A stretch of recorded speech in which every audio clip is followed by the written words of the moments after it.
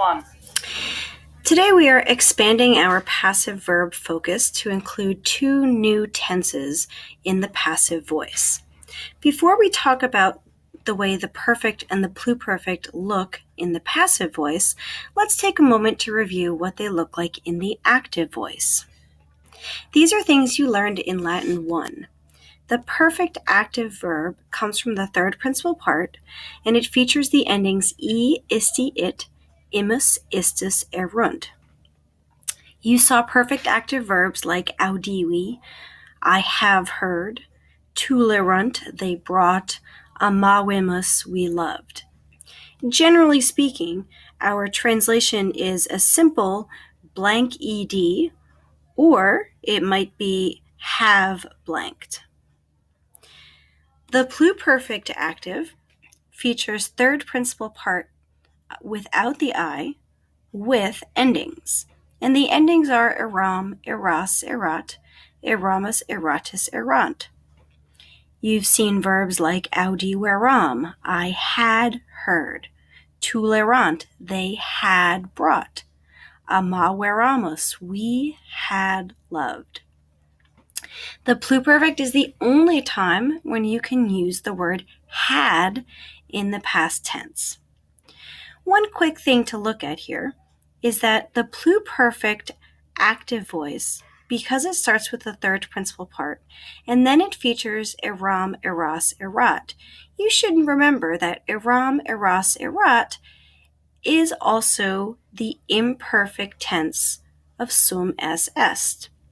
So in essence, when you're creating the pluperfect, you're starting in the perfect tense.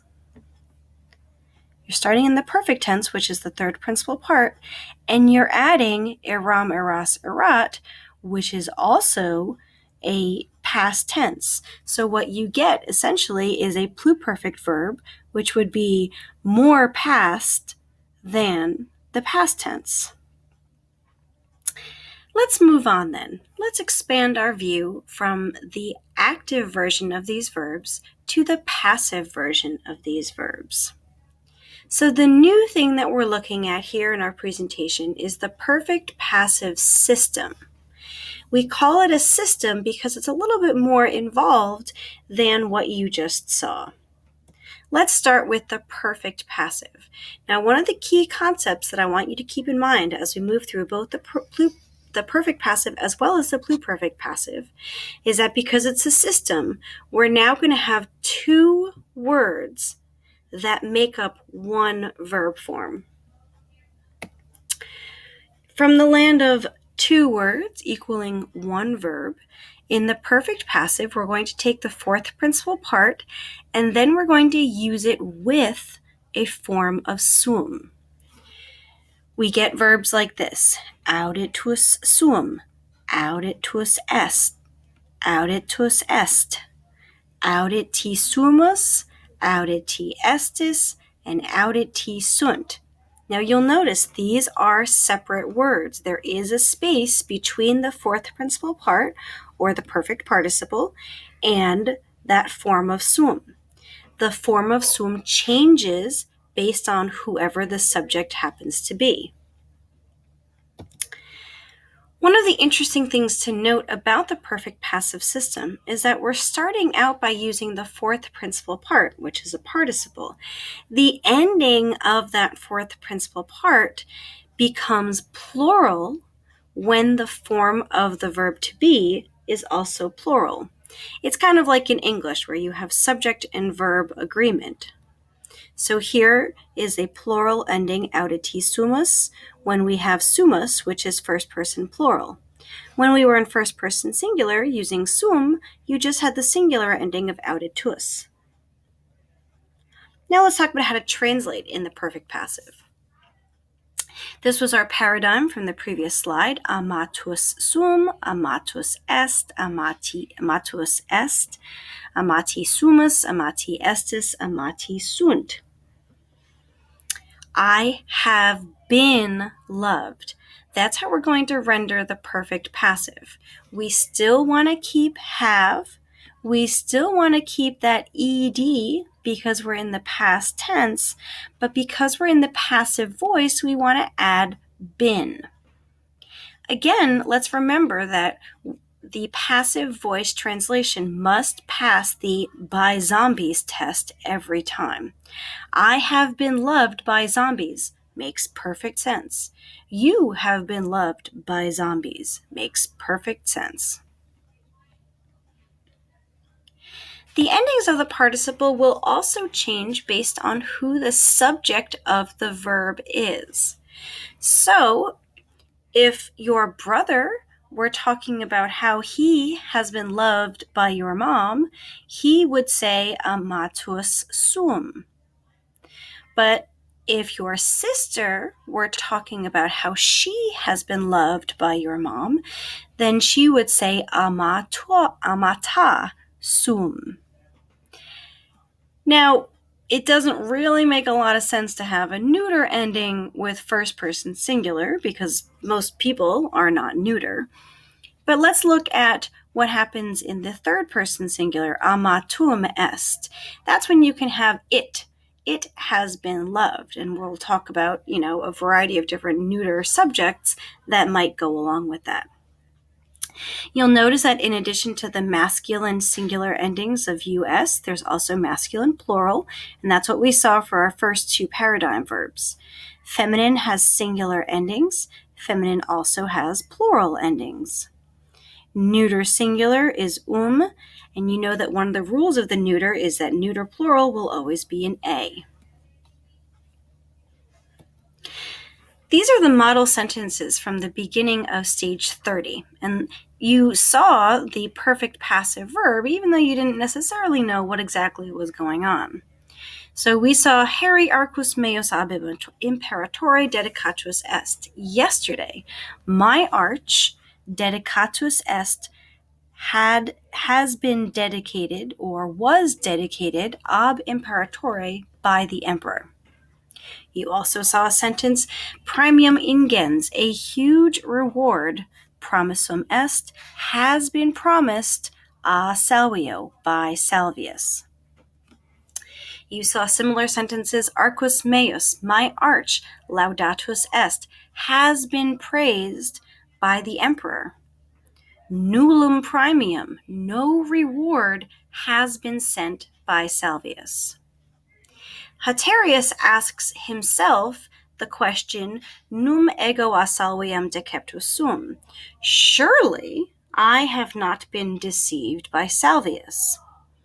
But since I am a woman who is reading you these sentences, I would have to read the sentence, num ego a Salvio decepta sum. Surely I have not been deceived by Salvius. The translation is the same, it just refers back to a different subject based on the gender. It's important to note that in the perfect passive system, the word sum and all of its correlative forms, they're taking on a new life. This is almost like an evolved version of a Pokemon. Sometimes you see Pikachu, but then you evolve him to a Raichu. This is the same thing. Sum was the old Pikachu, but now we are using sum for much greater purposes. So now we're using the Raichu version of sum.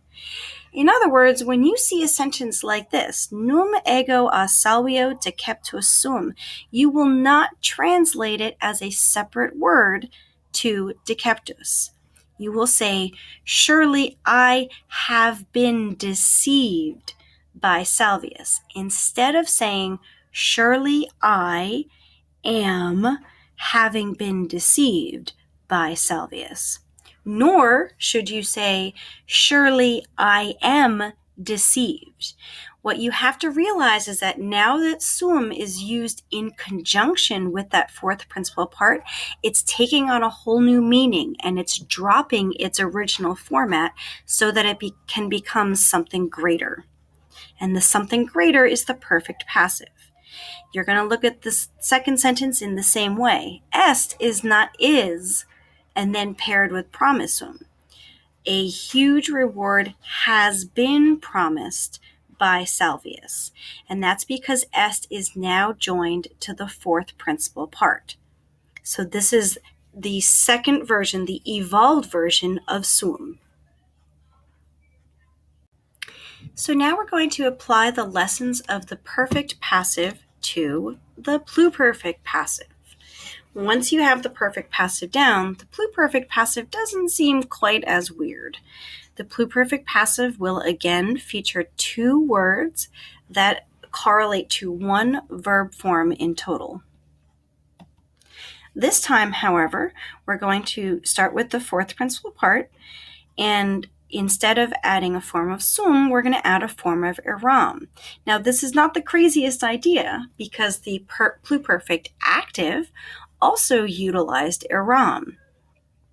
However, the pluperfect active used eram in its various forms as an ending, whereas now that we're in pluperfect passive, we still have two separate words that equal one complete verb form. So, auditus eram, auditus eras, auditus erat, auditi eramus, auditi eratus, and auditi erant. We have the same nota bene here in that the forms of the fourth principal part, the endings rather, become plural when the form of eram is plural. And so now we're going to take a look at how to translate the pluperfect passive. The pluperfect, as we said earlier, is the only tense in which you're allowed to use the word had. I had been loved is the translation of amatus eram. You had been loved, amatus eras. He had been loved, amatus erat. We had been loved, amati eramus. Y'all had been loved, amati eratus, and they had been loved, amati erant. Because the system is the same, you should also know that the endings of the participle will also change throughout the pluperfect passive to correlate to the subject of the sentence. So again, if your brother were talking about how he had been loved by your parents for 2 years before you were born, he would say, amatus eram, I had been loved. But if your sister made the same claim, she would have had to say amata eram. Now, if you're talking about, a clock or something that your parents had and loved before you were born, then you would talk about amatum erat. It had been loved. So the endings are going to change very slightly to accommodate the gender of the noun that is the subject. I've adapted the model sentences from stage 30 to accommodate some examples of pluperfect passive. Heri arcus meus ab imperatore dedicatus erat. Yesterday my arch had been dedicated by the emperor. Premium ingens a salvio promissum erat. A huge reward had been promised by Salvius. Arcus meus ab imperatore laudatus erat. My arch had been praised by the emperor. Nullum premium a salvio missum erat. No reward had been sent by Salvius. And the question that Haterius asked himself, num ego a salvium deceptus eram. Surely I had not been deceived by Salvius. And then if I were saying the same sentence, I would say, num ego a salvium decepta eram. And again, just like we said before, this is a new form of eram, eram 2.0, the evolved form of eram. When you start seeing eram, you should look immediately to its left. Sometimes it's right, but definitely look to its left. Make sure that the eram is not floating solo in the sentence. If you didn't have deceptus in the sentence, you could say, surely I was, something by Salvius. But this is not I was. This is now a new form whereby eram is coupled with that perfect passive participle to become a completely new verb. I had been deceived. Again, erat. A lot of people will look at erat and think of the English word was. Unfortunately, now you have to keep looking in the to its side to see if there's a participle that you should be using to create a brand new verb form. And in this case, you're looking at a pluperfect passive, promissum erat. So do keep in mind now that every time you look at eram or sum or sumus or something like that, it might not just be a regular sumus anymore. It might not be a regular erant anymore. You have to be very cautious about that moving forward. Let's pull together all of your passive voice verbs so far. You have present, the endings for which are or, ris, ter, mer, mini, intor. We translate it in some variety of am being blanked. You also know imperfect passive, bar, baris, bator, bomber, bomine, bator. We translate it as was being blanked. Perfect passive, which you learned at the beginning of this presentation, is the fourth principal part with sum. We translate it have been blanked. And the pluperfect passive, which we just talked about, the fourth principal part with some form of eram, had been blanked. So now we're going to take a recent verb and we're going to walk it through all of the passive voices. Reducor is present passive. I am being led back. Imperfect. Reduce bar. I was being led back. Since I'm the one who's writing the verb, I wrote reducta sum. I have been led back. If you're a boy and you want to write in your notes reductus sum, that's okay. And for the pluperfect passive, reducta eram, I had been led back. If you have any questions, please feel free to bring them up tomorrow in class when we practice our new passive voice forms. A quick shout out to Slides Carnival and Unsplash for this creative presentation. See you tomorrow.